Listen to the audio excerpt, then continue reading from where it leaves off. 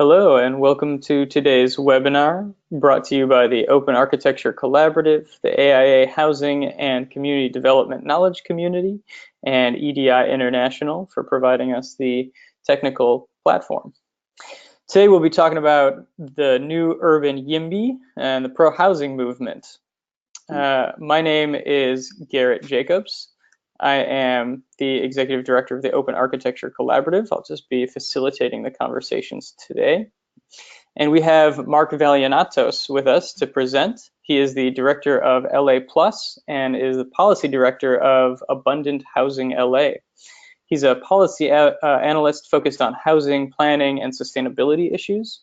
He has researched and written about the history of zoning and the need for more pro-housing policies at local, regional, and state levels. He lives in LA and will be focusing mostly on the LA and California side of things. He's also a resident expert of food trucks and food truck policies if you have any burning questions about those. Today's learning objectives will be to understand the origins, scale, and impacts of the housing crisis in high-cost US metro regions. We'll identify who the new pro-housing advocates are, what they want, and how they work for more housing of all types. We'll consider how architects can interact with pro-housing advocates and at the project level and in relation to the broad housing and planning rules and systems that exist. We'll also consider potential conflicts and potential synergies between the goals for more housing and for good urban design. Across the country, housing is becoming scarce and expensive, as many of us have experienced in all of our cities with growing economic opportunity. In many of these regions, grassroots pro-housing organizations are springing up and transforming the public discourse on housing policy, land use, zoning, and planning. These proponents, some of which identify as yes in my backyard, is which YIMBY stands for, and are advocating for proposing housing developments of all types and pursuing policy reform at the local and state levels. So we'll be going in detail about the movements, the language, how some of the organizations are structured, and then we'll also talk about some of the history since World War II era. Some of what may be really relevant to the attendees here today in an architecture organization is that we'll be talking about the potential for expanded housing production and how it raises opportunities for architects to partner with pro-housing advocates on specific projects and or policies and plans. We'll also consider if an agenda of encouraging more homes creates a synergy with or conflict with the objective of better design and the project and urban levels. For logistics for today, if you have questions, please do go ahead and type them in the chat box. I will receive them throughout the webinar, so you can ask them at any time, and I will be collating them towards the end, and we'll be asking them to Mark. Unless you have a very burning question, I will ask it during his presentation. Copyright under AIA rules. A little bit of a compliance statement for reproducing anything. Just check that out real quick. And after the presentation, we will be sending you a follow-up survey. In order to receive your CEU, you will need to fill out this survey by Friday at the latest, and we will log that in for you. You can also see all of our past webinars from the past 2 years on the Open Architecture Collaborative YouTube site, which will also be in that email following the presentation. And you can learn more about the housing knowledge community or the open architecture community at either one of those websites. So with that, I will give it to Mark to begin his presentation.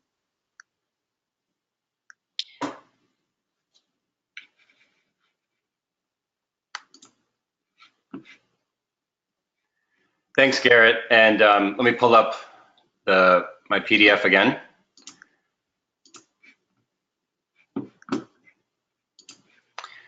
And as I'm getting this up, it's obviously a pleasure to get to share some ideas with people who are not only building homes that we need, but also shaping our cities for the future.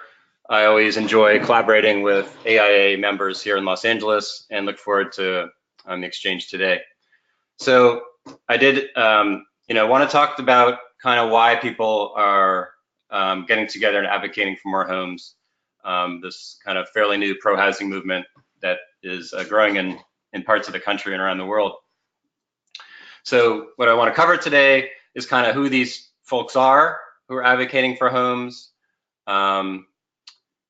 and how that connects to the housing crisis that is striking many of the places we live.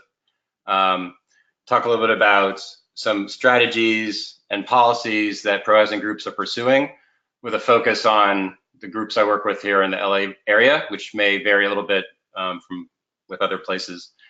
And finally, the questions that Garrett mentioned several times about how architects and YIMBYs / pro-housing advocates could collaborate. Are there tensions? Are there ways to resolve tensions? And to get both homes for all and great cities and places. So start off with just a few simple questions, like to kind of set the table here. So think of YIMBYs as basically people who support more homes, and usually they support more homes of all types, by which we mean, permanent supportive housing for the homeless, 100% affordable, deeded affordable homes, mixed income, market rate, small, big, innovative, standard, kind of like just want to get more housing out there, in addition to other good housing policies. And if you look at kind of the demographics of who these people are, who we are, the stereotype, which is fairly correct, would be this kind of more young leaning, creative class type, younger 20-something, 30-something people who are living in expensive metro regions and have gotten sort of mobilized about high housing costs and are wondering what to do about it. And this is just some recent data showing top 10 most expensive rental markets in the U.S. And obviously there's some issues with how rent is calculated, but it's a good snapshot to show that there's a number of places, especially on the coast, that are very, very expensive. We'll get into that more. And the question is sort of why now? Why is this kind of new social movement emerging? And my sense of it, from dealing with a lot of people and kind of sort of being one of these people myself, is that the demographic I mentioned, become aware of high housing price is the kind of first step, and then like wondering, okay, well, why aren't there more homes? Why don't we just build more homes? That'll help a little bit. And they started to learn a bit more about the planning system, and became kind of outraged of the idea that we have a housing crisis, high rents, housing shortage, and that for some reason it's really, really hard to build new homes in the places they live. And that kind of radicalization led them to become active in housing politics. And so this is just two examples of some, little visuals that some YIMBY groups have produced. The one on the left is from a Bay Area, San Francisco Bay Area group, just, a very simple message: legalize housing. And I'll talk a little bit later in my presentation about how we kind of banned certain types of housing in many cities. And the one to the right is really great, from a group in Minneapolis, Neighbors for More Neighbors, where they've done some creative visuals, essentially humanizing the housing issue more. Basically, like, talk to your friends, talk to your family about, about zoning. And so it kind of gets both to the kind of the policy, legal frustrations, and kind of like maybe the human solutions about how we all agree that everyone deserves a place to live. And then if we look at where pro-housing groups are concentrated, it would probably map fairly closely with the dots of the high housing cost cities I showed earlier. There's a resource called yimby.wiki that has a part of it that has links to different YIMBY identifying groups. And they've been expanding in multiple countries, multiple states. Probably doesn't capture all of them. And as one might imagine, they tend to be in higher cost areas, but not entirely. And they are very early and active in the San Francisco Bay Area, which we can potentially get into in the question and answers. It had some impacts on kind of the YIMBY strategies based on their own, the specific kind of circumstances that exist there. And by how are YIMBYs, I mean kind of how did they come to be? Kind of like, you know, no social movement, no type of activism, no type of politics springs out of nowhere.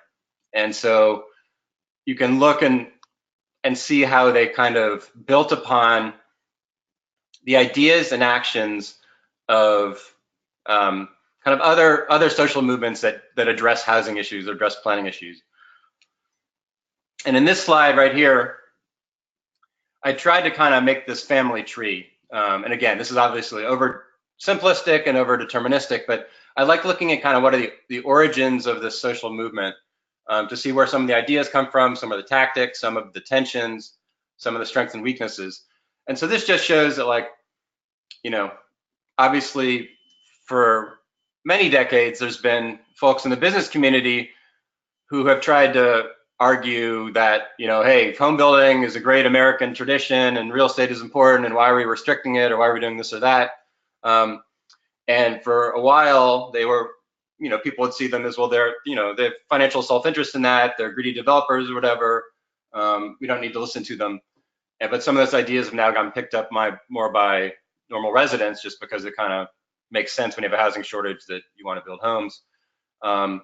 Tech, again, I mentioned there was an early growth of the YIMBY movement in the Bay Area. And so this kind of idea that we can organize new tactics and new ways of doing things to solve the crisis is maybe kind of an outgrowth of that industry, of that mindset, both for good and bad. If you talk to a lot of people who are YIMBY activists, you find they're also, you know, kind of more, they're interested in other urban issues often. They're bike activists, or they're transit geeks, or they're, you know, policy wonks like myself. And so I think there's a, you know, a strong thread of thinking about kind of urbanist issues in addition to wanting more homes. And then if we turn kind of more to the activist end of this YIMBY DNA / family tree, a lot of pro-housing groups are very specifically concerned about the fact that they're exclusive kind of wealthy single-family neighborhoods in many metro regions that don't take their fair share of new housing, and that ban apartments, and that are very, you know, segregated by race and income.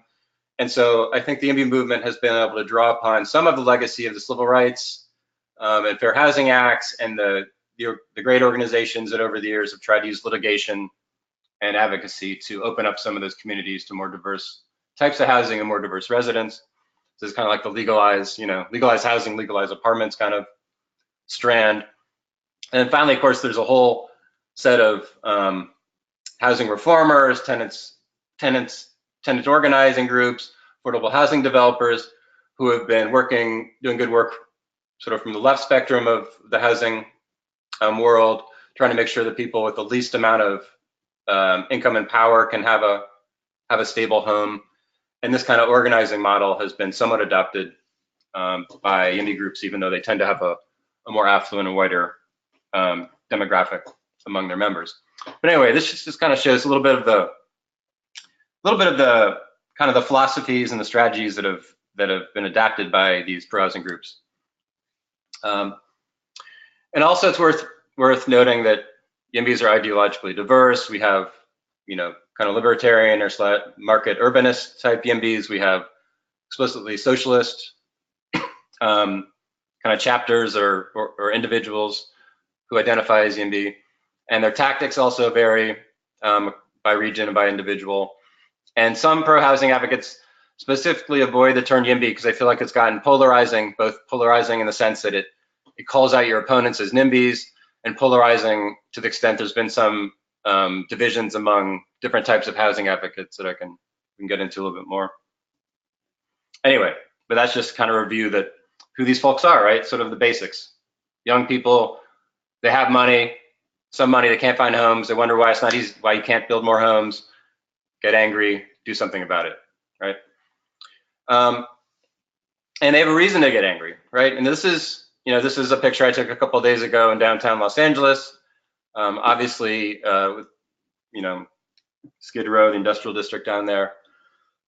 And I'm going to talk about Los Angeles to focus on some of the consequences and causes of the housing crisis, but it obviously applies in many places in different ways. So starting with the most tragic consequences. Obviously, we have rising homelessness in some cities. The chart there shows the significant, startling increase in homelessness in Los Angeles County in the past 5 or 6 years, going from people who don't have a home to people who have a precarious grip on a home. We have, many people who are rent burdened, people who are overcrowded, people who are young and can't move out of their home, can't form their own household because there's not enough places for them to go to. You have, kind of on a broader scale, you have basically young and lower and middle income people having to leave their homes, leaving the place they grew up to go to other regions. The chart at the bottom shows the consequences for California over the past 10 years, where you have the only people who have been able to, and this is just domestic migration from inside the United States, the only people who are moving to California, if you look at the aggregate trends, are wealthy people making over $100,000, $110,000 and up per year, and everyone else is leaving. And obviously, this is a reversal of traditional migration scales for the past 100 years, where you had people coming to high income, places to pursue a better life, and now you have people being forced out because we don't have enough housing or we have too expensive housing. And we like to, some of the people I work with, we like to talk about kind of this musical chairs consequences of not having enough housing. The idea that, when there's not enough housing and you have to move for whatever reason, you need, a new job, you're evicted from your prior home, whatever it might be, there's just not enough seats, not enough houses to go around. And so obviously the people who lose out are the people with the least money, right, the least resources. And so the point YIMBYs often make is, let's let the wealthier people bring some new chairs now into the circle by legalizing, adding new construction of homes, so we don't force people to compete for scarce dwellings. So turning a little bit to kind of where the housing crisis arose from, this is a chart I gathered of housing permits issued in the city of LA from 1921 to last year. And obviously there's ups and downs, there's a housing cycle, there are business cycles. You can see crashes there with the Great Depression. You see suppressed housing construction during World War II when the federal government was regulating what could be built. We had a big crash during the significant regional recession here in the 1990s. But the point that I'm trying to make with this chart is that we used to build many more homes in LA, and this is obviously true of every, most large places. In 1923 alone, there's almost 45,000 homes built, right? From the post-World War period, from the late 40s to the mid 60s, you were hitting above 20, 25,000 every year for like 20 straight years during these housing booms. And the problem is that since about 1990, we've essentially never gotten back up to those levels. We're kind of going back up and down at very low levels. This is when there's a woman who lived in Hollywood in 1923, and she just wanted to build a home in LA, and she bought a piece of land here in Northeast LA where I live. That boom year, 1923. This is the building permit of my house where I live now. So anyway, I'm just showing that older housing stock when we used to build homes is what, of course, we rely on today. And I've also broken down that chart by housing permits by decade. This shows permits per 1,000 residents at the start of the decade. Again, it shows this, this huge housing boom in the 1920s, when there's this kind of, this kind of streetcar-oriented boom here in Southern California. And we'll never probably reach those numbers again. But you can see that many decades since, we've still done a decent amount of homes compared to the existing population, until again the 1990s, when we've had a persistent, just essentially this crash. So when we see people writing about there being a housing boom in Los Angeles because they see a few large cranes in downtown, we try to do a reality check on them and say, no, we're actually, we're in a housing bust, essentially, that's lasted, 30 years, and we're paying the consequences of it. This shows California, some of the essentially the same issues, that our peaks in the last 15 years are essentially equivalent to the lows of previous decades. So we're in the kind of this low housing production equilibrium since the past 10, 20, 30 years.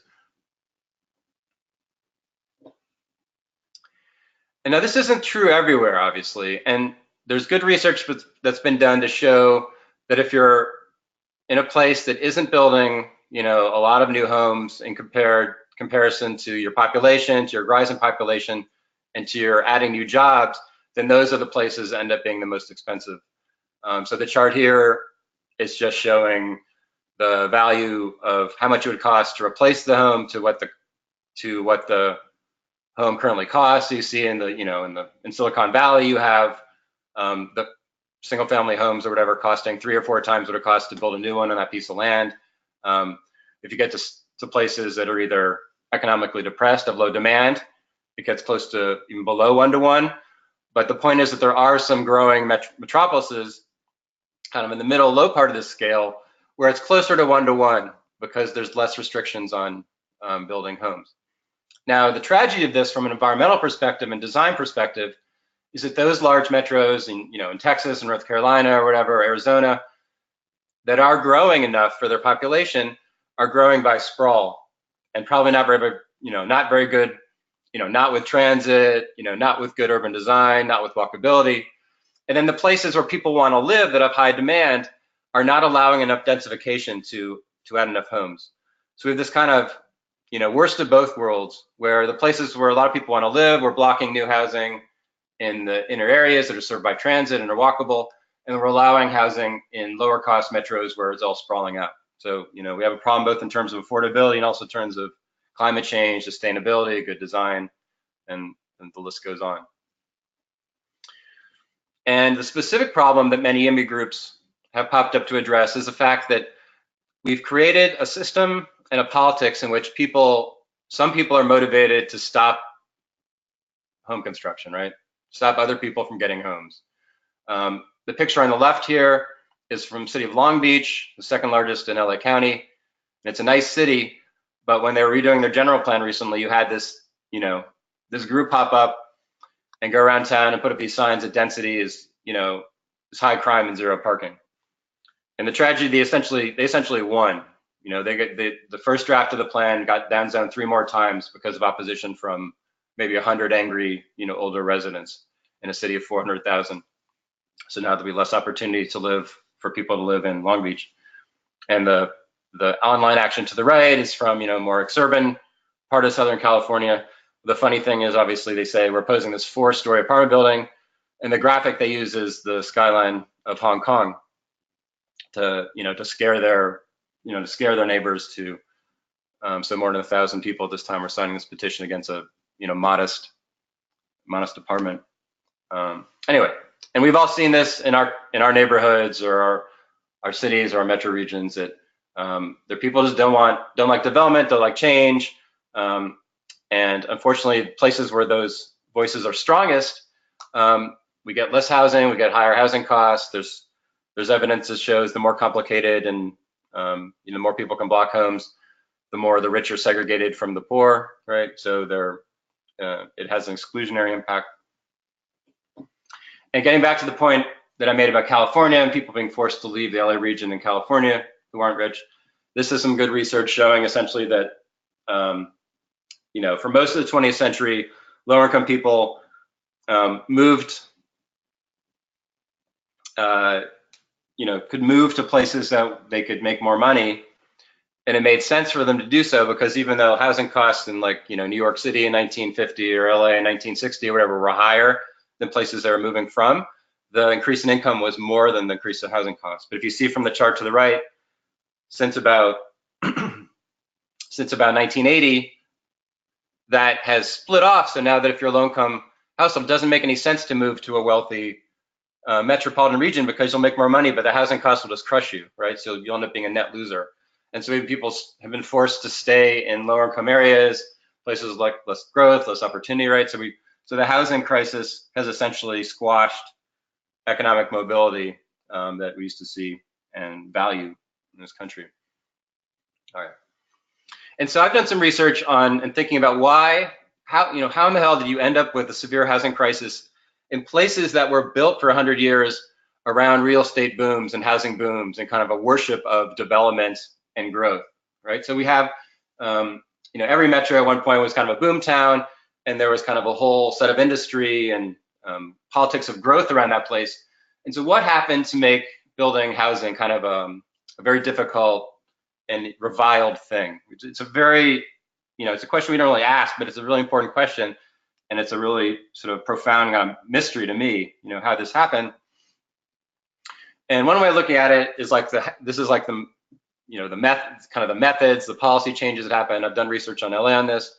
And so the housing crisis in my mind is a result of a slow rolling ban of kind of low-rise wood frame apartments in many places. And so I'll walk through this for a second, and then I'll get to kind of the more philosophy and politics of how we move from a high growth to a slow growth society. And then we'll talk a little about tactics that YIMBY groups are trying to do to try to reverse that. So anyway, I don't know, this is the film noir detective wondering this question.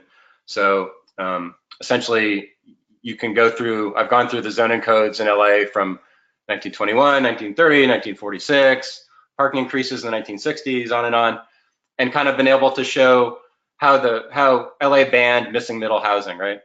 So it's not a new concept. Many people have talked about this and written about this, but I've done some very detailed research here to try to show kind of what the specific changes are that got rid of these popular housing types.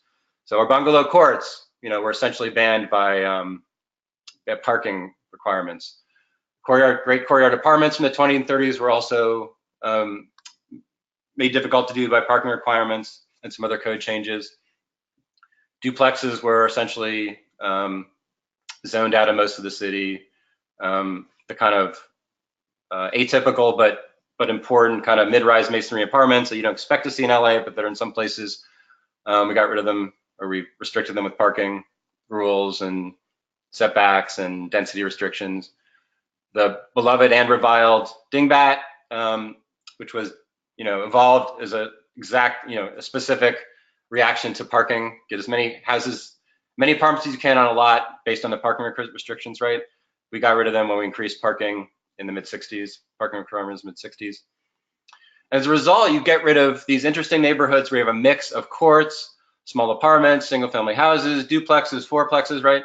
The kind of older type of small, diverse, low-rise, walkable community that sprung up around streetcars in the first half of the 20th century. Then we kind of, again, step by step, ruthlessly eliminated in Los Angeles, at least.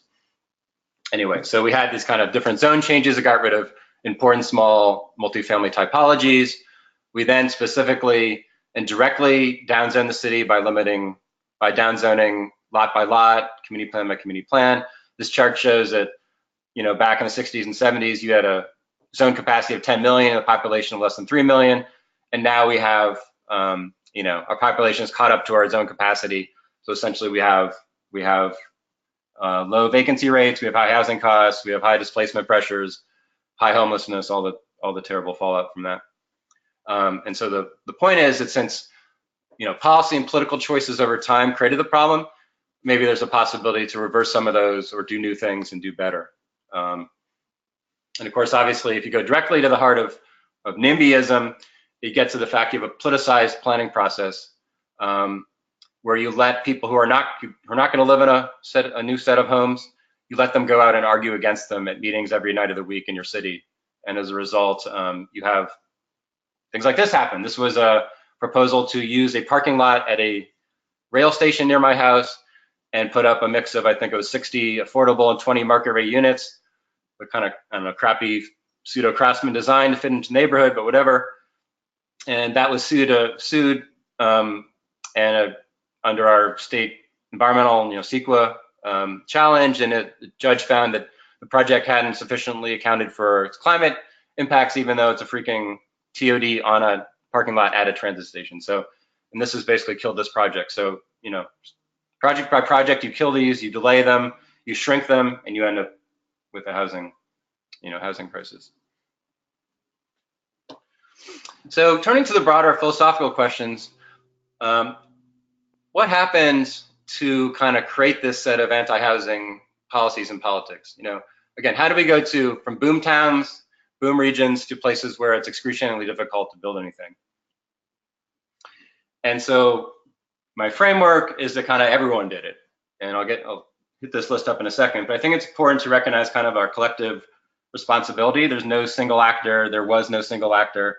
There was a lot of, you know, a lot of sort of social trends added up to an anti-housing environment. And so this was sort of part of my attempt to look back and see what were the cultural currents of slow growth in California. And it's maybe somewhat different in other places, but also somewhat similar. So there's always been this kind of overlay of exclusionary suburbanism that was, you know, putting code and private deed restrictions or, you know, racial restrictions, but also got embedded into zoning, unfortunately, in the early 20th century. And this idea that people should exclude people who are other than them from living in the same community. So that got people worked up about certain types of housing, apartment buildings and the like. Good planning, I put this in quotes because some planning is indeed good planning, but there was kind of maybe in the early 20th century again, and kind of over optimism that we could perfectly plan places and decide what exactly made a good community and what goes where and what doesn't go where. And this also led to you know, restrictions on what type of housing should go where and segregation of different types of housing from each other and from shops and everything. The history you all know pretty well. And then after World War II, those are both, the first two are kind of more, you know, came up maybe early 20th century, but the rest of these are more kind of in reaction to the rapid growth of the post-World War II era, right?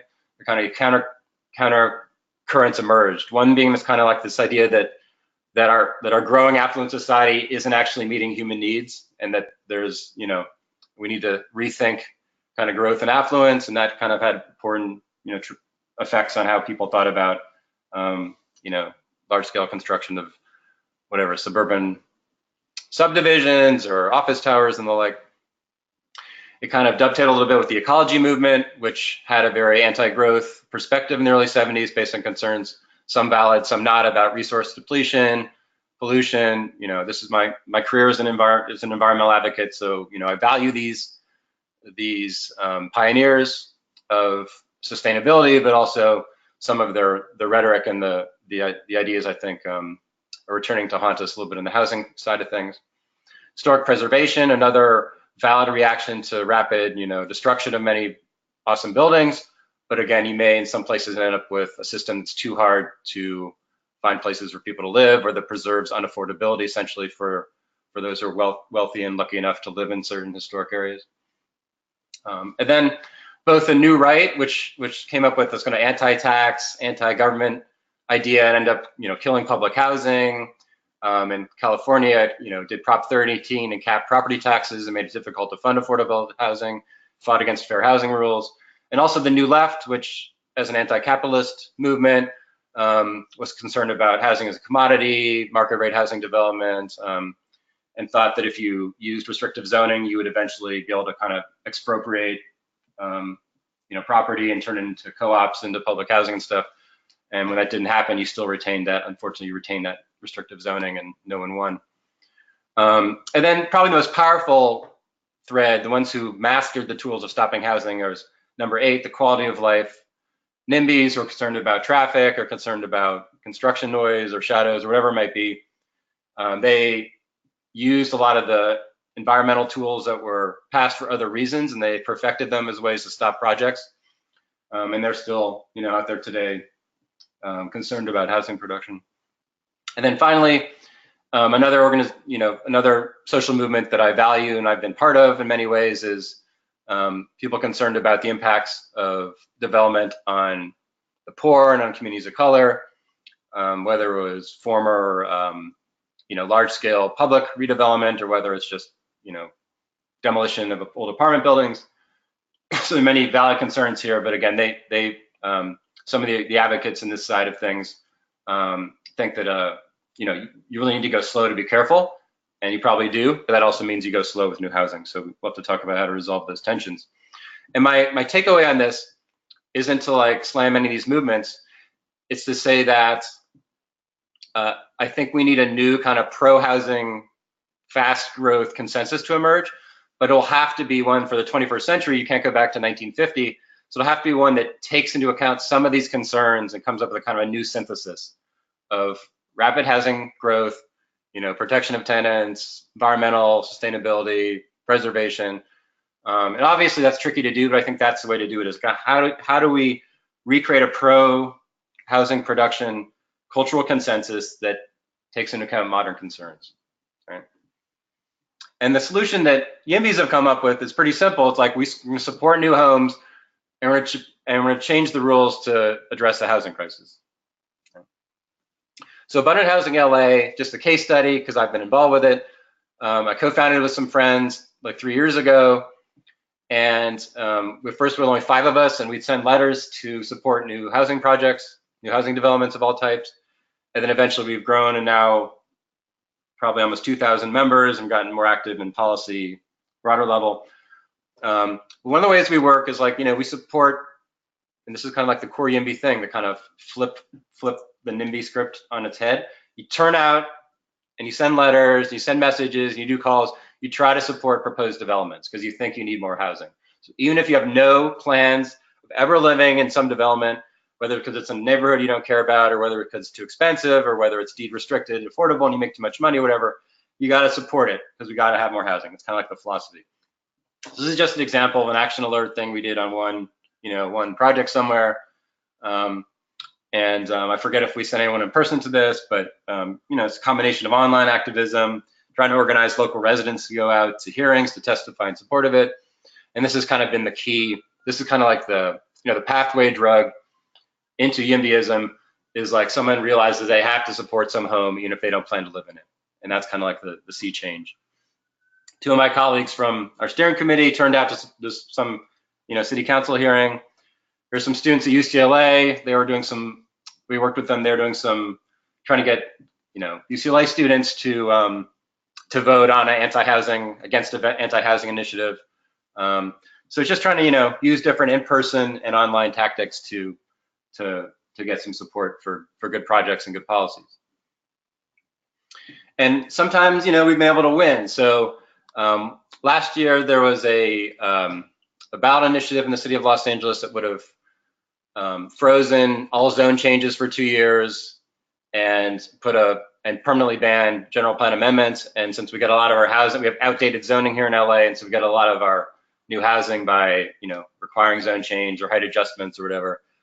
This would have really slammed us in terms of housing production. And the good thing is that actually the voters of Los Angeles, who maybe one might have previously considered to be somewhat anti-development, they rejected this Measure S, this anti-development measure by almost 70% no. So that was great to see.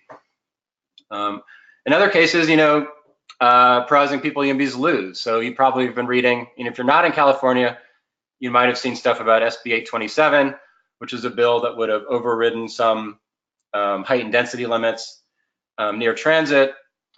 And this was in our mind, it was probably the first actual bill that would have made a difference in California in terms of the housing crisis. And it combined, this upzoning, transit orientation, really strong tenant protections, all this kind of stuff is really great. But it failed in its first committee. It didn't get out. So sometimes you lose your new social movement, spreading new ideas, whatever. You got to build support. All right. And this is another little diagram I did just to kind of, what I kind of think is the YIMBY theory of change, what kind of the movements are trying to do. And so starting at the base of the pyramid, you got to have a movement. You got to recruit people who are willing to be pro-housing and willing to take actions. And that's what a lot of the groups are doing kind of now, this kind of, phase 1 level. And hopefully doing that gets more public support, right? It starts to show elected officials who tend to, they're going to wonder what their constituents think. Starts to show elected officials that there's some people out there who have voted for them who are pro-housing.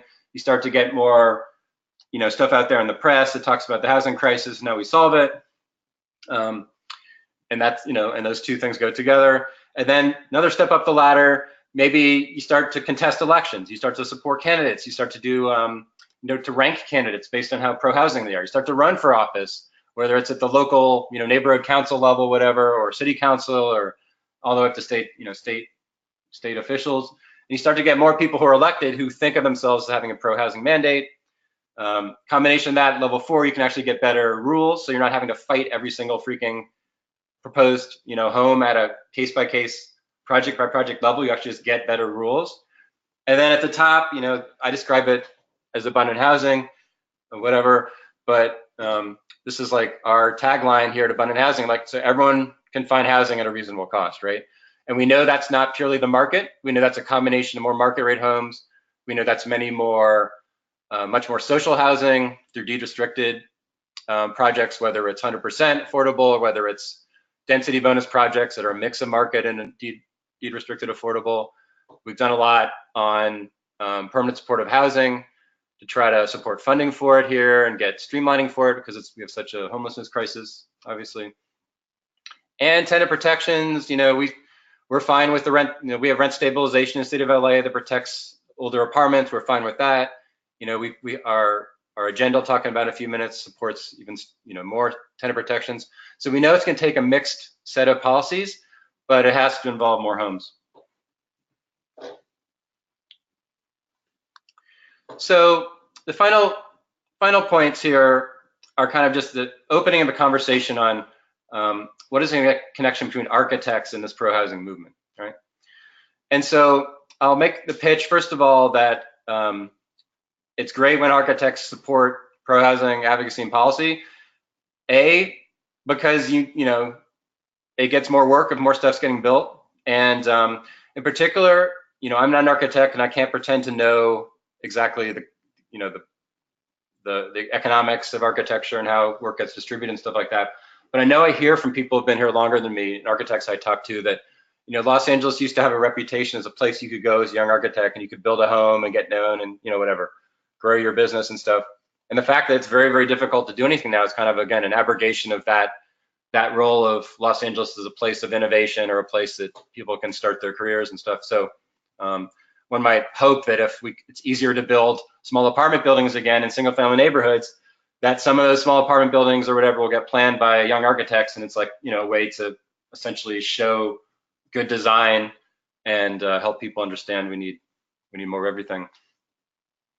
And obviously in architects, you want to make it easier to do good stuff that you're proud of, and that requires sometimes changing policy or dumb rules. And so that puts you in kind of the pros and camp. And hopefully you want everyone you love to be able to live in the places they want to. And then flipping that over, why YIMBYs should look to architects for partnerships and support and knowledge. One of the pieces is, how the actual rules impact actual buildings in ways that many of our members don't, because we're not involved in design or construction, right, or development. And so we need to go to architects to ask, what are the obstacles in the local zoning code that make it difficult to do high quality, moderately, quote unquote, somewhat naturally affordable housing in our city. And you'll know some of those answers because you've had to run up against those bad rules that force you to do more parking you need or whatever it might be, right? And also, as I mentioned, most people who are YIMBYs also like good urbanism, so they want to have a combination of more homes that adds up to a overall city that is, a walkable, sustainable, diverse, vibrant place. And then there's a question that I pose to you, and you can,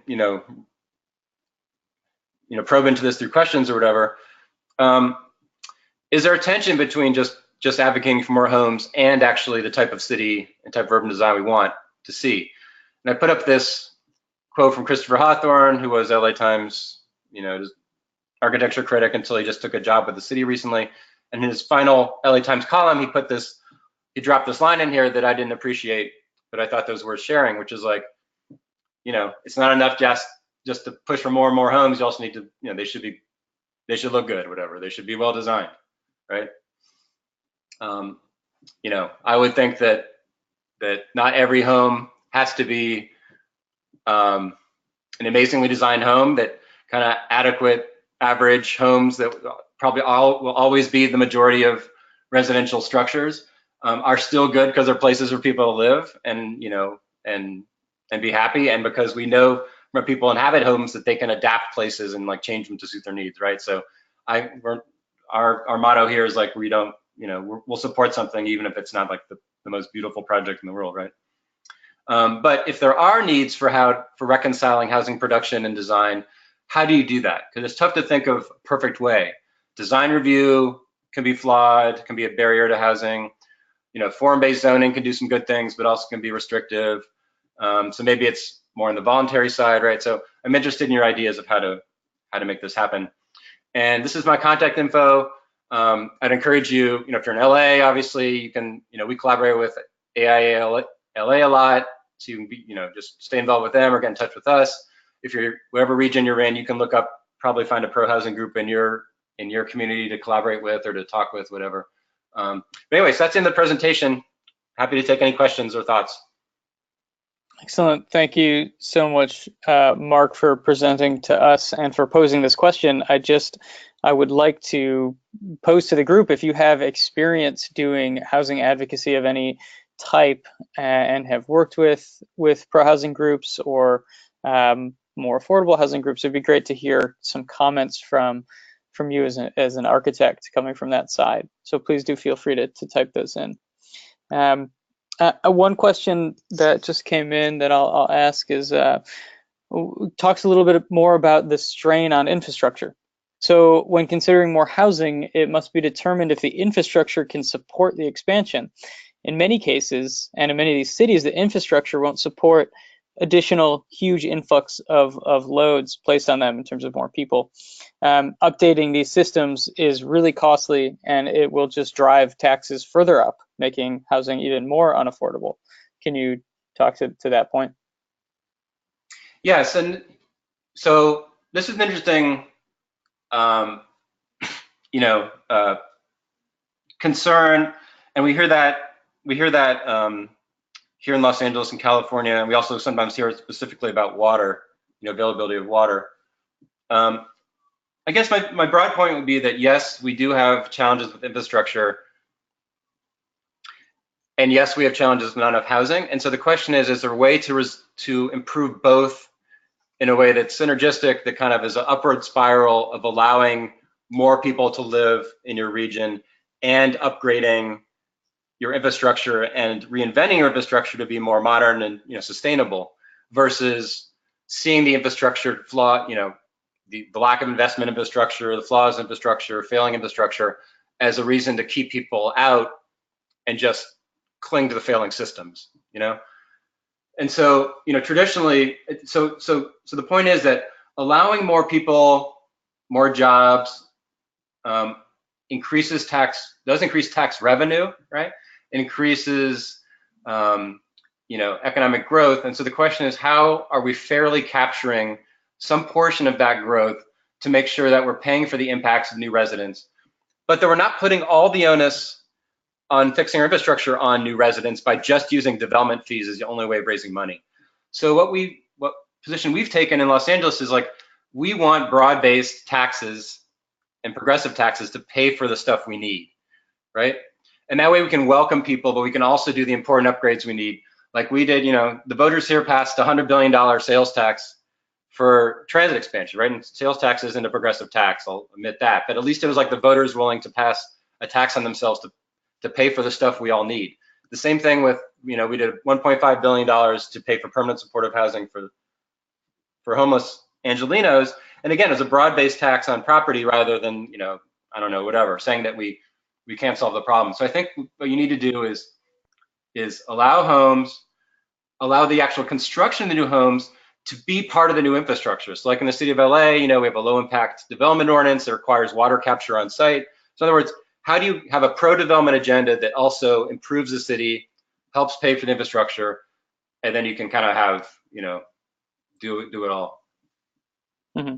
Thank you for kind of showing a little bit more of the holistic approach and not just pro-housing on any development.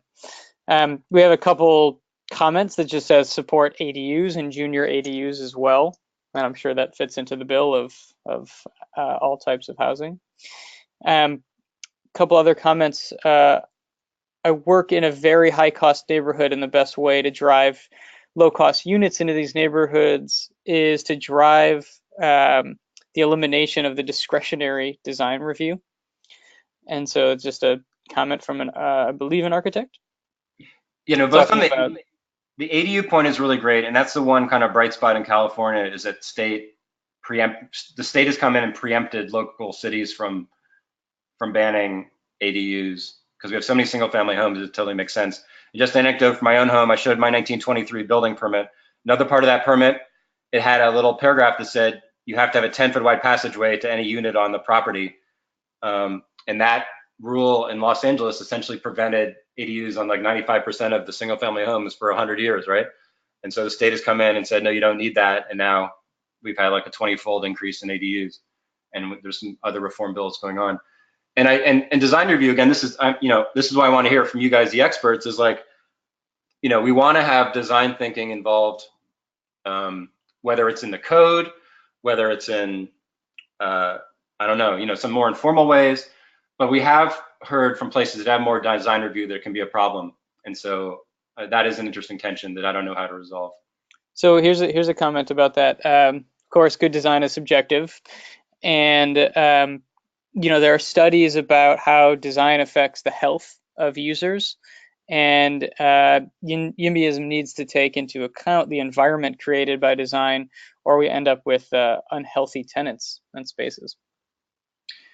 Yeah, I mean, 100%. We want, because if you want more homes for people, you obviously want them to be good homes, right? I mean, no one wants everyone to have to live in an environment that the actual residents don't like, or that makes them unhealthy, or makes them unhappy, or that pisses off all the neighbors. And so there's just, and so somewhere there's a way to have, what I think is there's so much space in the cities physically and in the rules we've created to allow for better types of homes that we have to exploit that first.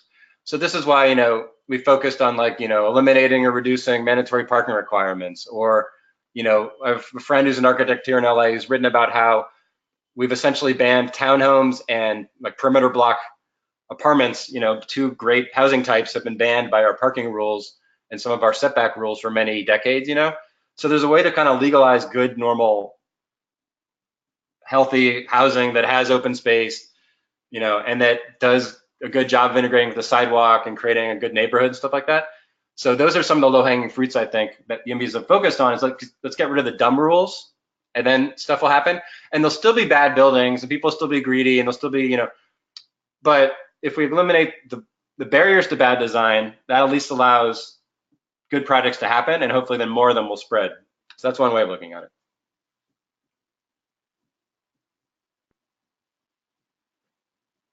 Going back to talking about the kind of homeless situation, do you have an idea of how the US is doing percentage to population compared to other developed countries?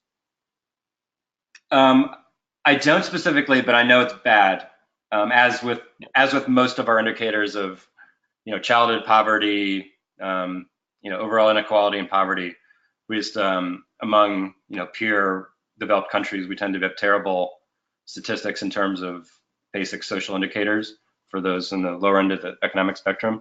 I mean, I will point out, I was trying to be optimistic, so we'll say that they're, in the kind of permanent and supportive housing solution, we have, I think, in this country identified a decent tactic that works. And so the question is how you scale it up. So we just passed in LA an ordinance that makes that like doubles or triples the threshold to do a by right project if it's permanent supportive housing. So now almost all of them will be by right. Neighbors won't be able to sue it, whatever, to stop. So that's good.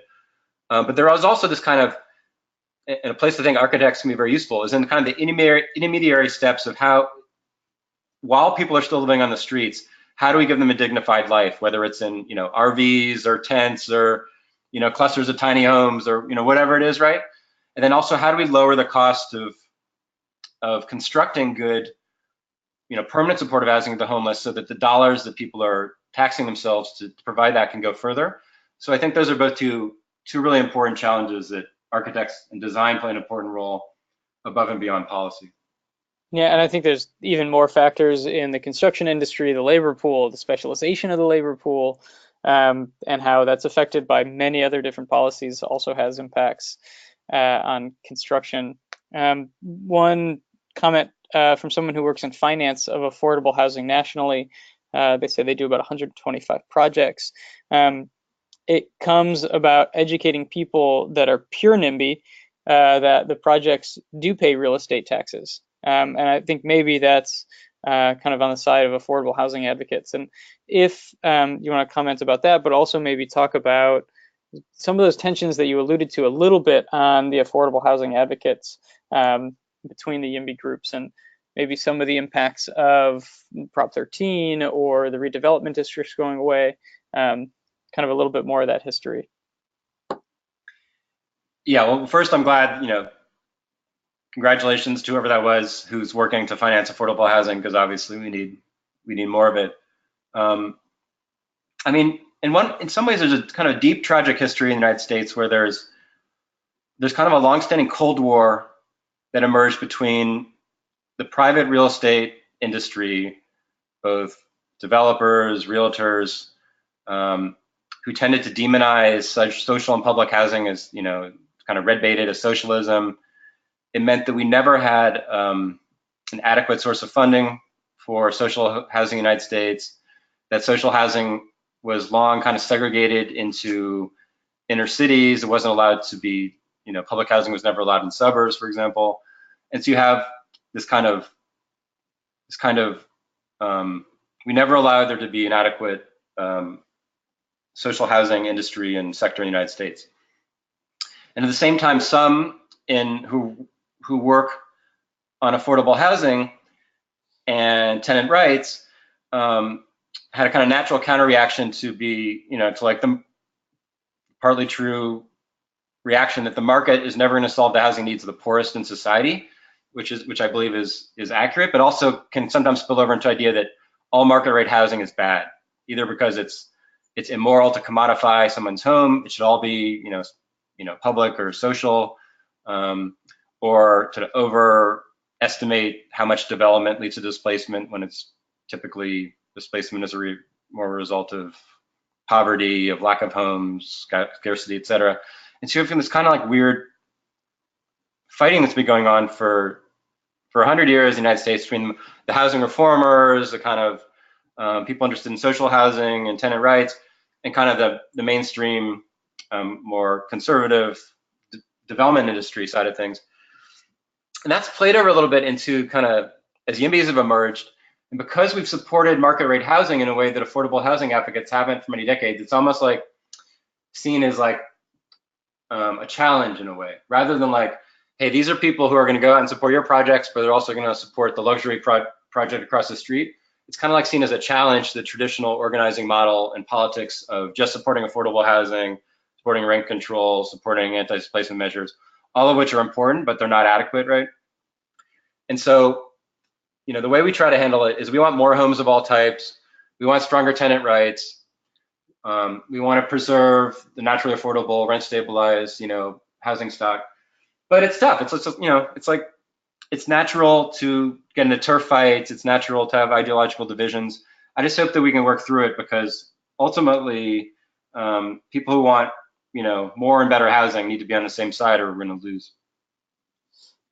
Great. Thank you for your comments, and Mark, for sharing your perspective and your work, and for working towards getting us all housed. And thank you everyone who shared their comments and questions. Sorry we didn't get to everything. If you have more questions that we didn't get to, please feel free to email Mark. Mark, I hope that's all right that I'm saying that. Yeah, of course. And thanks again to Mark Valianopoulos for presenting from LA Plus and Abundant LA. And please, again, in the next hour, you will be getting a survey to review this discussion. Please do that to receive your CEU, and by Friday, that is. And with that, that'll conclude our session today. So thanks again, everyone, for being involved, and catch us next month. And this recording will be available in the next couple days, along with the slides, on the Open Architecture Collaborative YouTube channel and SlideShare. All right. Thanks again, everyone.